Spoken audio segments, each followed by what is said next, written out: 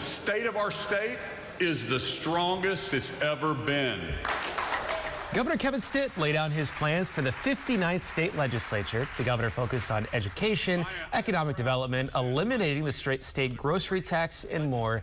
This afternoon, our political analyst, David Blatt from OU-Tulsa, is with us to break down more on the state of the state address. David, thanks for being here. Thank you. Appreciate it.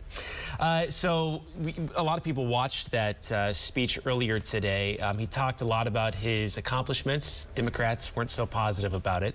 What do you think the keys are for him to accomplish some of the things he mentioned today? So, the governor laid out his agenda in 3 areas. He talked about education, he talked about making Oklahoma the most business-friendly state, and then there was sort of a grab bag of items which he talked about under the theme of protecting Oklahomans and freedom. I think for the governor, probably the top priority this session is going to be to get a school voucher bill through. That was a major push of his and the Senate President Pro Tem's last session, and they couldn't get it done due primarily to opposition from the House of Representatives and some of the rural members. And I think that's going to be really where much of the drama this session is going to be. Yeah, the governor's talked a lot about being a top 10 state. I think it's been his slogan for maybe 4 or 5 years now. He mentioned some top 10 things. Yeah. I know one of them being a business-friendly state, things like that. How does he accomplish goals such as that? Well, the governor does talk about our accomplishments, and, is less maybe less inclined to talk about some of the areas where Oklahoma continues to be behind, such as in mental health and in health care. I think in his view, if we can do away with regulation and lower taxes, that's going to be the path to continued prosperity.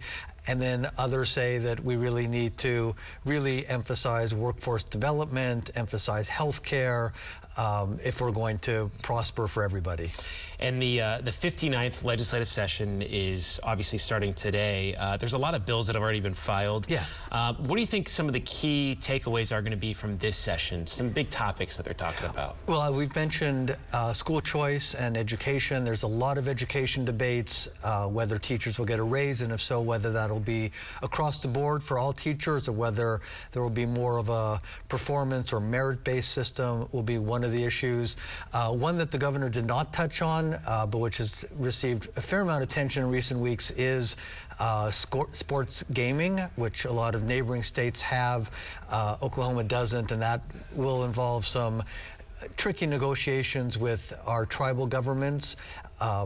In past State of the States, the governor has taken a somewhat more confrontational approach to the tribes, and this time that wasn't part of his approach. So, taxes is always important. And then there'll be some hot button issues. The governor made a big, said quite a particular plank about banning gender affirming surgery for minors. And that's probably going to be one of those hot button issues that comes up too. A lot of headlines will come out of it this year for Certainly. Sure. We'll have a lot of stories to cover.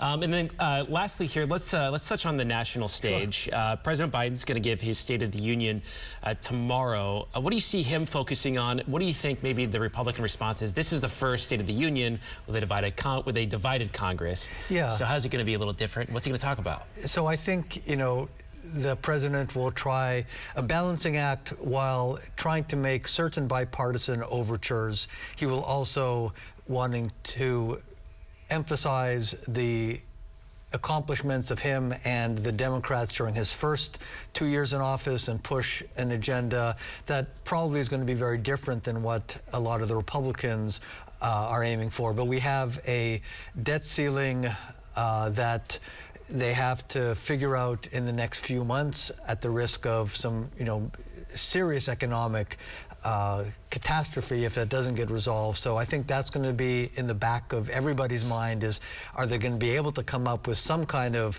compromise that will allow them to at least extend the debt ceiling, keep the economy on the rails moving forward, and hopefully find a way to get inflation further under control without putting the economy into a recession. Yeah, a lot of Americans thinking about that inflation and price of grocery items and stuff, Absolutely. too. All right, David, thanks so much for being here. We appreciate it. Thank you.